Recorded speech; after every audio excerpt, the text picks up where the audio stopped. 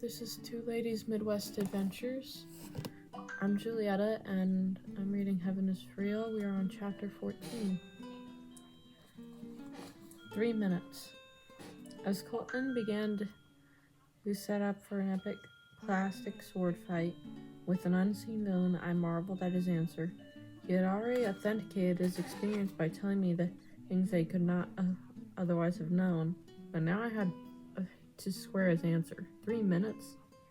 All the rest, I stared down at my Bible lying open on the kitchen table. I turned over the possibilities in my mind. 3 minutes? It wasn't possible that Colton could have seen and done everything he described so far in just 3 minutes. Of course, I wasn't old enough to tell time yet. So maybe his sense of 3 actual minutes wasn't the same as an adult's. Like most parents. I was pretty sure Sonia and I weren't helping that issue, promising to be off the phone, for example. Or finish talking in the yard with the neighbor, or done in the garage in 5 more minutes, then wrapping up 20 minutes later. It was also possible that time in heaven doesn't track with time on earth. The Bible said that with the Lord, a day is like 1,000 years, and 1,000 years are like a day. Some interpret that as a literal exchange, as in 2 days equals 2,000 years. I've always taken it to mean that God operates outside of our understanding of time. Time on earth is keyed to a celestial clock governed by the solar system, but the Bible says here there's no sun in heaven, because God is the light there. Maybe there's no time in heaven, at least not as we understand it. On the other hand, Colton's 3 minutes answer was a straight up and matter of fact, as if he told me like he had Lucky Charms for breakfast. As far as our clock goes, he couldn't have been right. For him to leave his body and return to it, he couldn't have been gone long. Especially since we never received any kind of report saying Colton had been clinically dead. In fact, our post-operative report was clear that even though our son's prognosis had been grim, the surgery had gone just fine. Operative report. Operative date. 3/5/2003. I have a hard time reading dates when they're like that. Pre-operative diagnosis, acute appendix.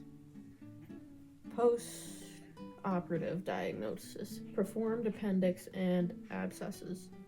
Operation appendectomy.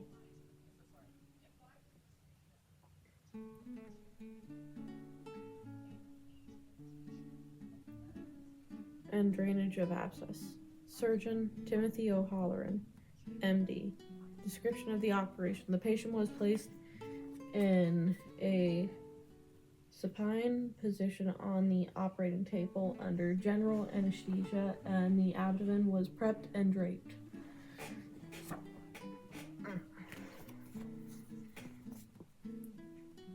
In a sterile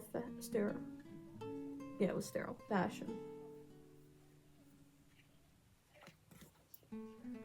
A transverse incision was made in the right lower quadrant and carried down through all layers in the peritoneal cavity. The patient had a perforated appendix with an abscess. The appendix was delivered up in the operative field. Though it hit me like a brick, Colton didn't die. How could he have gone to heaven if he didn't die? A couple of days passed as I chewed on that. It had only been a week or so since Colton first told us about the angels. So I didn't want to keep pushing the heaven issue, but finally I couldn't stand it anymore. And haunted the house for Colton until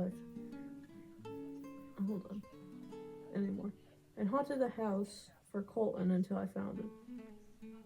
Hunted, I guess. I hunted the house for Colton. Down on his knees in the bedroom, we converted to a playroom, building a tower of Legos. I leaned in the door frame and got his attention. Hey, Colton. I don't understand, I began. He looked up at me, and I noticed for the first time that all his roundness had returned to his face. His cheek filled out and rosy again, after his illness had drained them thin and sallow. What? You said you went to heaven. People have to die to go to heaven. Colton's gaze didn't waver. Okay then, I died. Just for a little bit. My heart skipped a beat. If you haven't heard your preschooler tell you that he was dead, I don't recommend it. But Colton hadn't died. I knew that. I knew what the medical record said. Colton had never ceased breathing. His heart never stopped. I stood in the doorway and mulled over this new tidbit as Colton returned his attention to his toys. Then I remembered that the Bible talks in several places about people who had seen heaven without dying. The Apostle Paul wrote to the church at Corinth about a Christian he knew personally who was taken to heaven. Whether it was in the body or out of the body, I don't know. God knows. And I know that this man was caught up to paradise. He heard inexpressible things that man was not permitted to tell. Then, of course, there was John the Apostle who described heaven in great detail in the book of Revelation. John had been exiled to the island of Patmos, where an angel visited him and commanded him to write down a series of prophecies to various churches. John wrote, "After this I looked, and there before me the door standing open in heaven. And the voice I had first heard speaking to me like a trumpet said, 'Come up here, and I will show you what must take place after this.' At once I was in the spirit, and there before me was a throne in heaven, with someone sitting on it. That one who sat on there had the appearance of jasper and carnelian. A rainbow resembling an emerald encircled the throne. Rainbows. Now where had I heard that recently? So I stood there and now thought through a scriptural basis for experiencing heaven without dying. I realized Colton in telling me he had died for a little bit, had only been trying to match up his pastor dad's assertion with what he knew to be facts of his own experience. Kind of like walking outside and finding the street is wet and concluding, well, okay, it must have rained. See, I had this tidy little box. People have to die to go to heaven, and Colton trusted me and concluded, well, I must have died then because I was there. Suddenly he piped up again. Daddy, remember when I yelled for you in the hospital when I waked up? How could I forget? It was the most beautiful sound I've ever heard.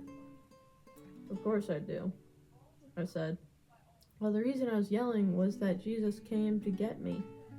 He said I had to go back because he was answering your prayer. That's how I was yelling for you. Suddenly, my knees felt weak underneath me. I flashed back to my prayers alone, raging at God and my prayers in the waiting room, quiet and desperate.